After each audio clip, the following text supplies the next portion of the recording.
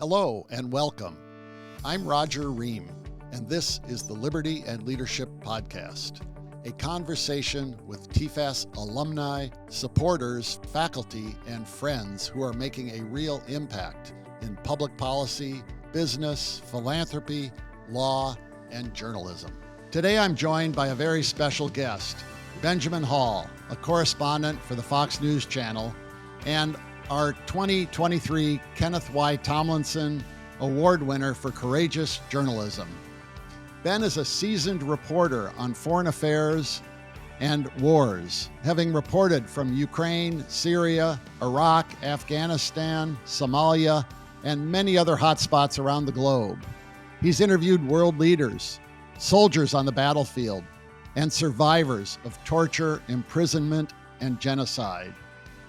He also recently wrote Saved, a war reporter's mission to make it home, which recounts the horrific missile attack that killed several of Benjamin's colleagues and began an ordeal of survival, reconstruction, healing, and transformation that can only be described as, well, there really are no words to describe it. Benjamin Hall is a hero for going where few would choose to go to provide us, the public, with the light of truth from war zones. It's a privilege to have Ben with us today, days before we honor him with our Ken Tomlinson Award for Courage and Journalism. Please note that this episode of Liberty and Leadership will air following our dinner. Ben, thank you so much for joining me today. Hey, what a pleasure to be here. Thank you for inviting me. I think the first thing I can simply say is, wow. I mean, your book that you've written and the remarkable life you've lived is really something. You've packed so much into your 40 years. I'll call it adventure, but it's just you've done a masterful job in writing this book, and it really, literally, was one I couldn't put down. You tell the account of your survival after a Russian missile attack in Ukraine, but also you capture the larger story about courageous journalism and what it takes to be a reporter who travels the world to go into war zones. Your book is a tale of determination, heroism, persistence, love, self-discovery, and transformation. Uh, you're so deserving of our honor, and we're pleased that you're coming to New York to receive this award. Uh, you share the story rather of colleagues of yours who've taken great risks to report from around the world. So, if I may, let's start our conversation by me asking you to share what it was that motivated you to pursue a career in journalism, because you certainly didn't take a traditional path. The story you tell of finding Rick Findler, I think it was, and heading overseas to do freelancing in conflict zones was quite something. Could you talk a little bit about that? I actually think it was as a child, first of all. I was fascinated with conflict. My father was a child during the Second World War, and he was in a Japanese prison camp from the ages of about 8 till 12. And his parents were killed by the Japanese, and the family was torn apart. And it was a big part of my upbringing, talking to my father. And he went to the US and he served in the US military in Korea. And war had been something that we all talked about, and we watched war movies all the time. And so I think that I grew up and I went to college, and at the back of my mind was always this idea of, first of all, that we have it so lucky, but we're only so lucky because of the sacrifices of those who go out, to make the world better. And so almost as soon as I left college, first of all, I knew I wanted to tell stories. I found people amazing. And I actually went to LA for about a year. I thought I wanted to be in film. And I just found it so vacuous. And I said, I don't want to make movies anymore. It's not real. I need to speak to people. And then soon after that, I took a flight to Iraq with Rick Findler. And wasn't a journalist. I'd written for some college papers and I'd done a little bit of work, but I knew I just needed to start. And we went out there. We didn't know who we were going to write for, the stories we were going to tell. And we just started writing and pitching and freelancing and sending in to everyone. And we did that for quite a few years. And so I think what really got me onto it was this fascination with conflict and a sense of adventure. I wanted to go and experience amazing things. And I've never denied that what I do is really exciting and great. But the thing about covering war is it pulls you in. You start to see stories terrible stories, some of the most incredibly brave and courageous stories. And you see these up close every day. And I just found it gripping. And there wasn't anything else I wanted to do after a few years because A, did I find the stories incredible, but I also found it to be incredibly important. And I remember that some of the first few articles I wrote for some of the bigger newspapers, the Sunday Times, the New York Times, I started to see people talking about the stories I was writing. And I started to realize that my work has an impact. It changes people's views, it makes people want to make the world a better place. And so not only did I have the adventure and the excitement and the fascination for conflict, I started to realize how important journalism is as well. And honestly, there hasn't been a day in the last 15 years that I have regretted what I do because I think I have the best job in the world. And look, like, eventually we will talk about what happened to me, but people ask me often, considering the injuries you have, the prosthetics you are on, would you have changed your career? Would you have gone back and done it again? And I always say every single time, absolutely, absolutely, I would. You write in your book about narrow escapes you had in Libya, Somalia, Syria, even Haiti and elsewhere. Many times you had guns pointed at you by soldiers and others, rebels who, and you didn't know what might happen. I think you said you were hit with shotgun pellets by riot police in Egypt. You note that when you were young, you had the natural feeling that we all have, I guess, as young people, of invincibility. Mm. Is that a feeling you think is necessary to pursue the kinds of stories that you pursued as a journalist? Yeah, it's about finding a real balance between, I was going to say bravado. It's not bravado, but you got to want to go somewhere. You got to be willing to do it. You got to face your fears in the face, and even if it's something, uh, makes you feel fear, you've got to be able to push through because you understand why you're doing it. But yeah, I just think that it's something that you have to want to do absolutely, and I think that's what all of our colleagues have done. So yes, I set off for a whole lot of different reasons. Yeah.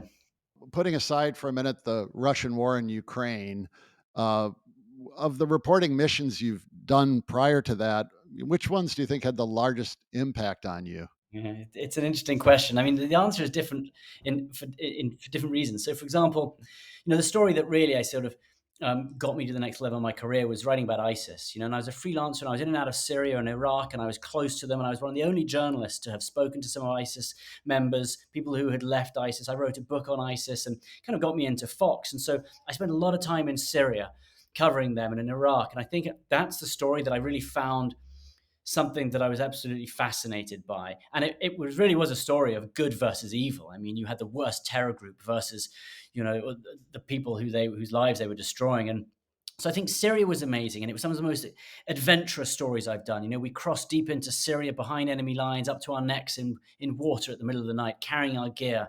We took horses across mountains. We lived in caves for a while. We saw some of the very first attacks on civilians that the Assad troops were carrying out. And so I think that I always say that Syria was one of the most powerful stories in some sense. And it's also one of these countries where you are totally blown away by the courage of people. And we were, the kindness of people letting you into their own homes when, in some cases, the regime was looking for us and they would risk their own lives to help us and save us. And so I'm just torn between the generosity of these people versus the evil on the other side. And so I would say Syria, but I would say, as a sense of what changed me in terms of some of the physical things I've seen, is Somalia. Like, Somalia was one of the worst things I've seen, and I was with Ugandan special forces in Mogadishu. I was actually embedded with them, and Al Shabaab had taken over the Parliament building. But what I saw then was the Ugandan special forces went into the Parliament building and they butchered those guys. I mean, it was some of the most up close, violent, and really bloody things, and that changed me. So that wasn't like the inspiring story like Syria was. That was a moment that I came back, and for the first time ever, I realized I was a different person in a sense. So every story changes you in a different way. Every story you meet someone whose life is going to be totally changed, and each one of those stays with you in a little way. So they've all been amazing. They've all been so different, and all been so fascinating. You talk in your book, I mean, you recount all of these in great descriptive detail. You talk about, getting stuck for a little bit in barbed wire, trying to escape from Syria to Turkey, and people who did take risks to help you along the way and all these conflicts. this question's in some sense a simple one, but I want to ask it, and that is, why is it important for journalists to take these kinds of risks and go into conflicts and war zones to report information to the rest of us? No, I think journalism in itself is about knowledge. It's about knowing what's going wrong so you can both evaluate your own life, but you can also push for it to change. Now, what happens in conflict is even harder to get out. I mean, it is essential that we know what's going on, and it's essential that we understand it because, look, I always look back to World War II and to some of the wars that went on, and I'm not of this belief that we have finished with all the great wars. I'm constantly worried that we might end our way into another one. And of course, you look at China right now, you look at Ukraine and Russia, you look at Iran right now. Um, and I just think there is some real fear. And so that's why I think it's so important. I want everyone to see what's going on in conflict. And I want everyone to be aware that all the people many of the people I've interviewed, thought at some point in the last 15 years that their life was better and that their country was changing. And I can't tell you how many people are just so surprised who say, wow, 20 years ago, I was living a wonderful life in a country that I thought was peaceful and moving forward. And here we are in some of the worst conflict you've seen. And so I just want people to remember that we're A, so lucky to have peace, but B, we've got to work at that peace. And we work at that peace by seeing what's going on around the world. And we have to learn from the mistakes and we have to learn from the things we do right. And only by seeing it can you really do that. Now, uh, yeah. Your book covers the events on the morning of March 14th, 2022, when you and two of your colleagues went to the village of Orenka, Ukraine, to film a story. That's when Russian missiles tragically took the lives of two of your colleagues and two soldiers and left you severely injured. Would you mind recounting that experience when the second bomb landed near your car? Yeah, absolutely. Well, we were out in this town called Horenko. It had been largely destroyed by Russian shelling, and it was totally abandoned. We had believed, we got an intel that the Russians are about 30 miles away, which I don't know if that sounds close or far. For us, that sounds like a long way away. When you're used to being up close and sometimes, you know, 20 meters from these guys sometimes. So anyway, we filmed for a couple hours. we I remember leaving thinking we got a great story. We're some of the first journalists to come in here and to see the devastation that Russian forces have carried out. But it was abandoned. As we were driving back in towards Kyiv, we stopped at this abandoned checkpoint, and as the car slowed down, that first bomb came out of nowhere, just out of the sky. And I heard that whistle that I've heard numerous times before. And that first, we don't know if it was a shell or whether it was a drone, but that first bomb landed about 30 feet in front of the car. Immediately, there were calls to reverse the car. And I'd say 5, 6 to 10 seconds later, the second bomb hit right next to the car itself. And that blacked me out. And I know that I got the facial injuries at that point. And I was wearing body armor and a helmet, and they saved my life. But I know I got the shrapnel in the eye, and I know that I got the big shrapnel in my neck. And I was totally out cold. And I was in this black place, no sound, all quiet. And I saw my daughter. I physically saw my daughter right in front of me in my head. And she just said to me, she said, "Daddy, you've got to get out of the car. You've got to get out of the car." And it brought me back. And you call it a miracle. I sometimes do. Something came to me, and whether it's just your strong belief in family or whether it was something more spiritual, I don't know. But I came back and I opened my eyes, and without even thinking, I grabbed for the door of the car and I was pulling my way, and I got out of the car, one foot out of the car, and the third bomb hit the car itself. That one threw me away, and I was knocked out again. And the next thing I know, I wake up, I'm on fire, my right leg is gone, my left foot largely gone. I had it taken off eventually, but and I was badly burnt. And Pierre was alongside me. He was about 15 feet away, and immediately I said, "Pierre," and he said, "Don't move. Russian drones, Russian drones." And so I didn't move for a bit, but I'm looking at myself. I know I'm injured. I felt no pain at this point, and the adrenaline was kicking in. Um, no cell phone reception. All the telecoms were down. So I'm lying there. I'm badly injured. And I again say, Pierre, I'm badly injured, Pierre. We've got to find a way out of here. And he said, "It's the Russians. Don't move." Um, Now, Pierre didn't look injured. Pierre cut his femoral artery. That was it in his groin. And he bled out. But I was the one who was terribly injured, is what I thought. But I was there for about 40 minutes. And eventually, this other car came out of nowhere and it drove past our car, which was still burning. And it didn't stop. It didn't see me, and I was waving at it. And then I said, "Well, I never thought I was going to die. I just knew that I would do whatever it took to go home. And I think you find other strength when you're up against the wall like that." And I just said, "Okay, whatever it is, I'm going home. I'm going home to my children." And I started dragging myself up. And that car went the wrong way just down the road. And it turned around. It was Ukrainian special forces, and they came back our direction. And at that point, I was a little bit further up. I had a handful of dirt ready, and I threw it at the car, and they saw me. And I remember there was this one guy jumping out, running across, grabbing me on the ground and pulling me. And it was at the second that he started to pull me that all the pain kicked in. Right then, I know that moment that you were saved. And what I found out later is Pierre had bled out. The guy checked him next, and he was dead at that point. Um, and then at that point, I was taken into a small Ukrainian military hospital. And I think in a minute, I imagine we'll talk about how I was saved, but that's what happened on the day itself. That was the attack itself. And then a whole lot of things happened, to try and get me out.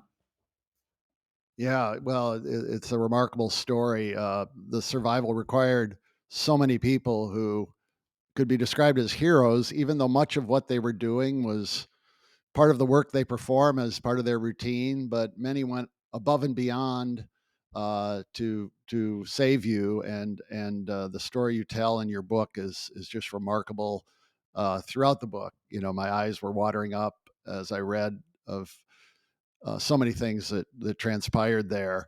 Uh, I guess you should comment on some of this. The Save Your Allies organization, which I wasn't familiar with, and the remarkable work they do, and doctors at hospitals in Ukraine and Germany and in Texas.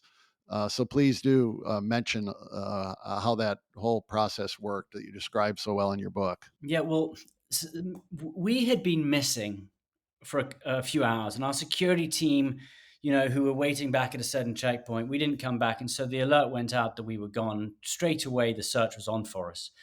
And then word came through the Ukrainians that there had been a network, a media team hit.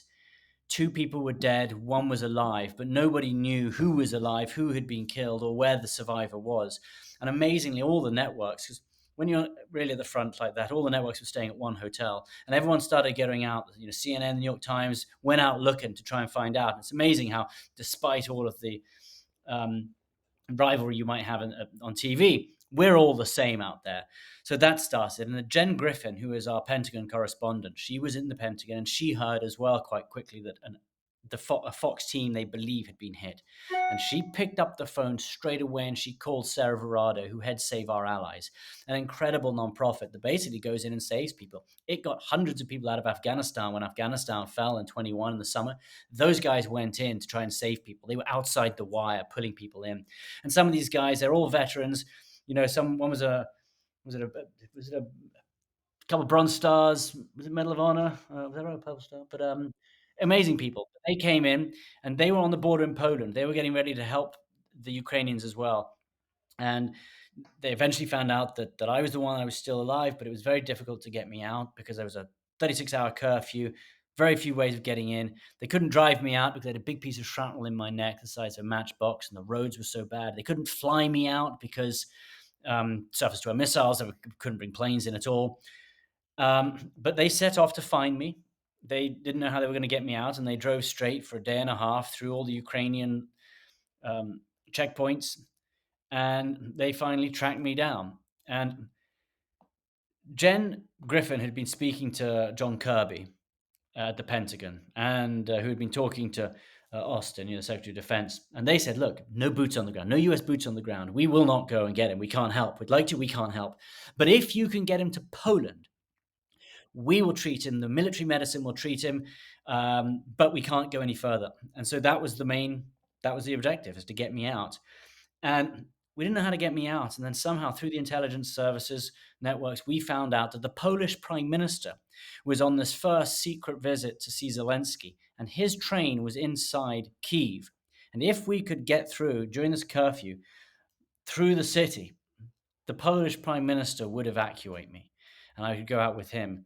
And so we had this incredible nighttime journey where we went checkpoint to checkpoint, where the Ukrainians thought we were Russians because there was no cars on the street.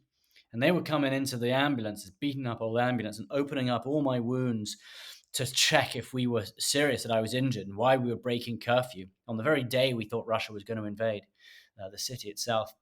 And no pain meds at that point. And I remember the pain just really, really creeping up. And but we made it. We made it through the city. We got to the Polish Prime Minister's train with minutes to spare, and then there was this, 10-hour journey on the Prime Minister's train, lying there, which was brutal. I mean, that was the moment where I think I had to find more strength. The moment where the pain kicked in. I had a traumatic brain injury. My mind wouldn't stop. I learned that Pierre was dead halfway through that train ride, and so I was in this place where I just had to say to myself, first of all, the people surrounding you, the people helping you, save our allies and everyone else, they're the experts. And the last thing they need is someone complaining or moaning or saying it hurts. You just do what you got to do, and you stay quiet, and you find that extra level of strength. And look, I'm actually a firm believer that we have far more strength in us than we know we have.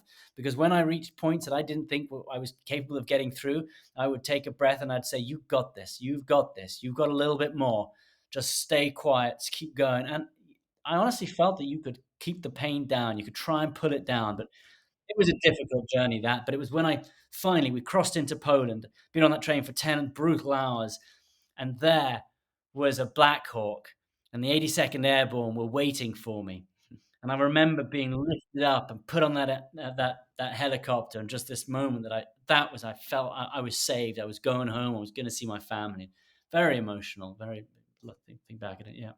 I haven't mentioned your family, and they play an important role in this. Your wife, Alicia, your daughters, Honor, Iris, and Hero, were certainly there with you and motivating you. And as your book subtitle is, "Saved: A War Reporter's Mission to Make It Home," that was, driving you through that. I would, you beautifully describe how the ordeal transformed you, and note that for much of your career, I think you said you cultivated a duality within yourself. You had your career covering conflicts, and then you had what I'll say is your normal life in London as a husband and father. I'll repeat, three beautiful girls, since I have three girls myself. And but I would like to just read a passage, have you comment on it, because it comes near the end, but it's wonderful. Because after describing that duality, you say, "Then came the attack, which obliterated any distinction between my professional and personal selves. It was as if the bomb blew me into pieces, literally took me apart, before the heroes at BAMSI and CFI reassembled those pieces and put me back together. But exactly who was the person who emerged from the reconstruction?" And then a little later you say, "But what I can say without any doubt is that the person who emerged from the bombing, from the more than 20 surgeries, the continually painful rehab, the reconstituted whole Ben, is a better, stronger, and more joyful person than he used to be. Life is about moving, changing, doing new things. And I find there are more things for me to do, more challenges for me to embrace now than ever before." I mean, that's remarkable that you can go through that ordeal and come out of it feeling so much like a stronger, better person. Could you comment on that? Yeah, look, I honestly, I think that the world is a better place now than from before the attack. And like the way I keep saying is that like one bad thing, one terrible, one horrible thing happened to me, and it happened to my crew. But I can tell you 1,000 great things that happened after that. The people who came out to help, the support I got, people who I didn't know, stopping to help and encourage me. And that's what sticks with me.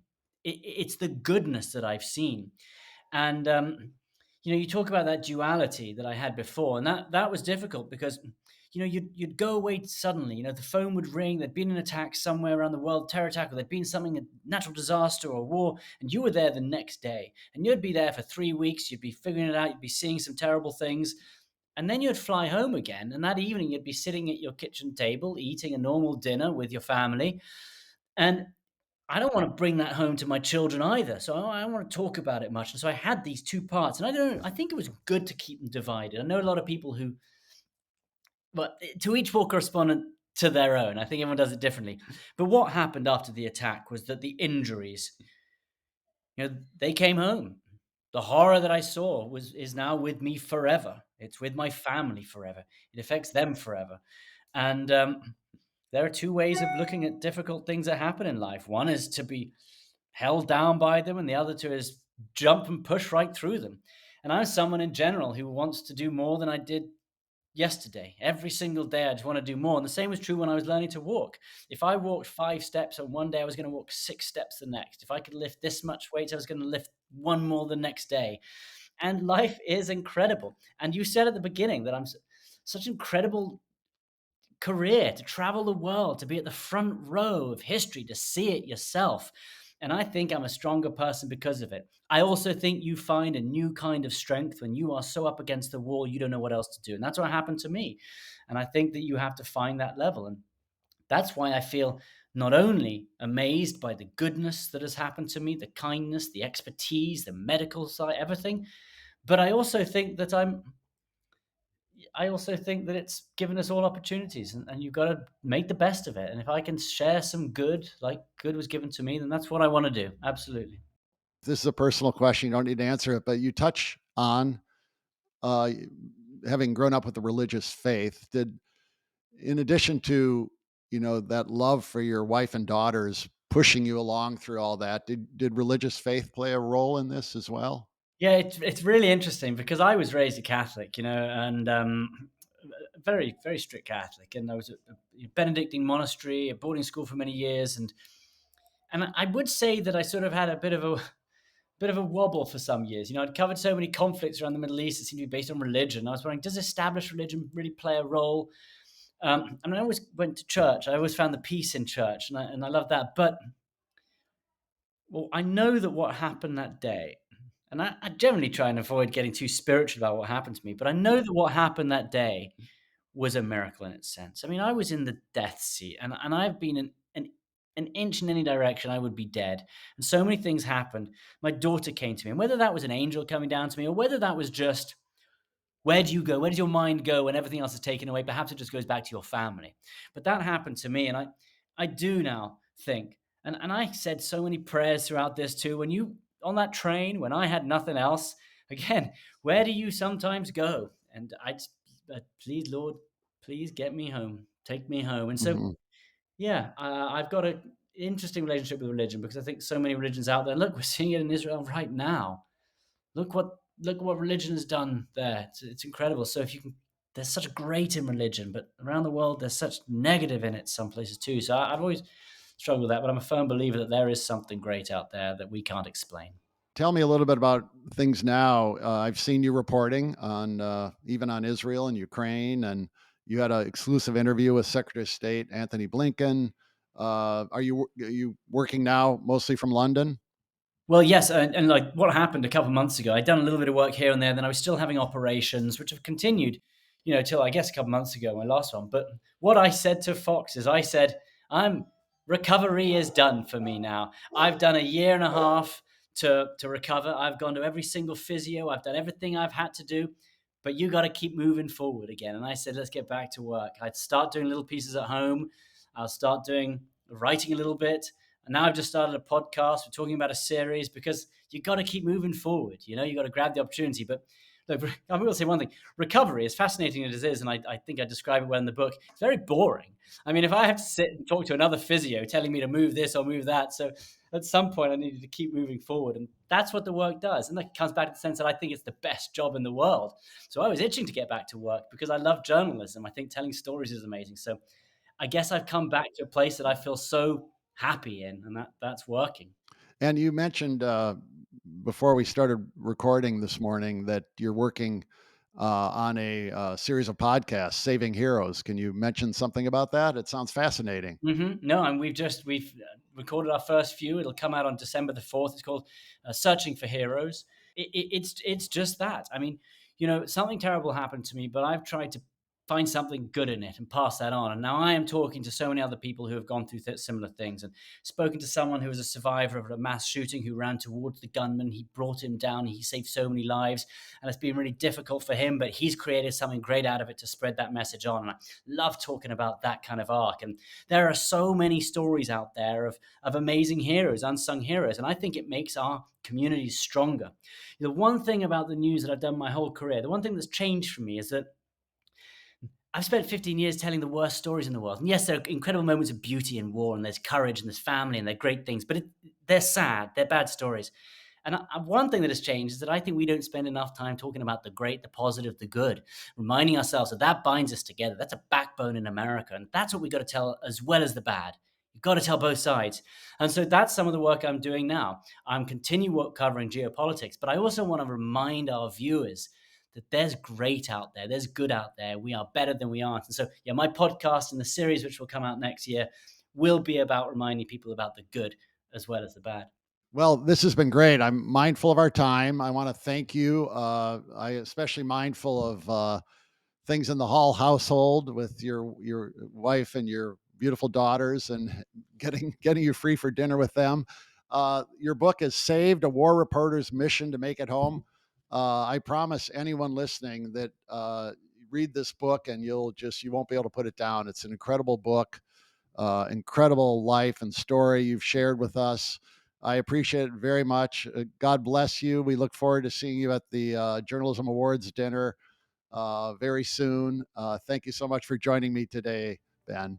Oh, it's a pleasure. Can I just say how honored I am to be receiving the Ken Tomlinson Award as well, and how honored I am to be coming to the dinner on Tuesday, to meeting you in person, because that's one of the great things. It's about passing it on. It's about talking about it, reminding other people. So thank you for having me on, and I look forward to seeing you on Tuesday. Well, we will have a lot of young aspiring journalists in the audience, so they need to hear your story. So thank you. Thanks very much, Roger. Thank you for listening to the Liberty and Leadership Podcast. Please don't forget to subscribe, download, like, or share the show on Apple, Spotify, or YouTube, or wherever you listen to your podcasts. If you like this episode, I ask you to rate and review it. And if you have a comment or question for the show, please drop us an email at podcast@tfas.org. The Liberty and Leadership Podcast is produced at K Global Studios in Washington, D.C. I'm your host, Roger Ream, and until next time, show courage in things large and small.